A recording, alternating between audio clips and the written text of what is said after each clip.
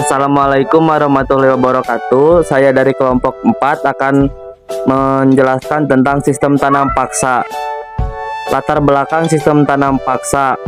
1. Belanda menghabiskan biaya yang besar karena terlibat dalam peperangan di masa kejayaan Napoleon Bonaparte di Eropa.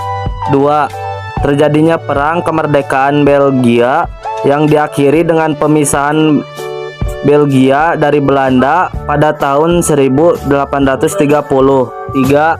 Belanda menghabiskan biaya hingga sekitar 20 juta gulden untuk menghadapi perang di Ponorogo. 4. Kas negara Belanda kosong dan utang yang ditanggung Belanda cukup banyak. 5. Pemasukan uang dari penanaman kopi tidak mencukupi. 6.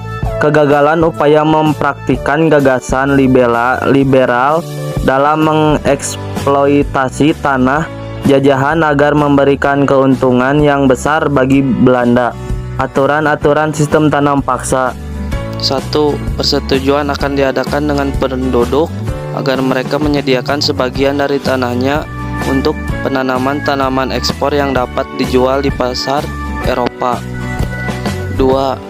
Tanah pertanian yang disediakan penduduk untuk tujuan tersebut tidak boleh melebihi 1/5 dari tanah pertanian yang dimiliki penduduk desa.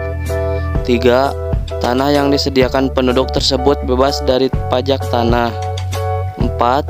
Bagi yang tidak memiliki tanah akan dipekerjakan pada perkebunan atau pabrik-pabrik milik pemerintah selama 65 hari setiap tahun. Penyimpangan sistem tanam paksa. 1. Jatah tanah untuk tanaman ekspor melebihi 1/5 tanah garapan, apalagi jika tanahnya subur. 2. Rakyat lebih banyak mencurahkan perhatian, tenaga, dan waktunya untuk tanaman ekspor, sehingga sawah dan ladang milik sendiri jadi terlantar. 3. Rakyat yang tidak memiliki tanah harus bekerja melebihi 1/5 tahun. 4. Kegagalan panen wajib menjadi tanggungan petani atau rakyat. Berakhirnya sistem tanam paksa.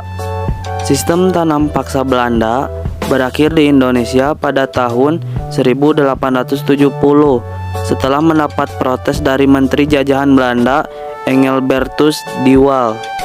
Dampak hari ini. Dampak yang sampai saat ini masih terasa adalah: 1.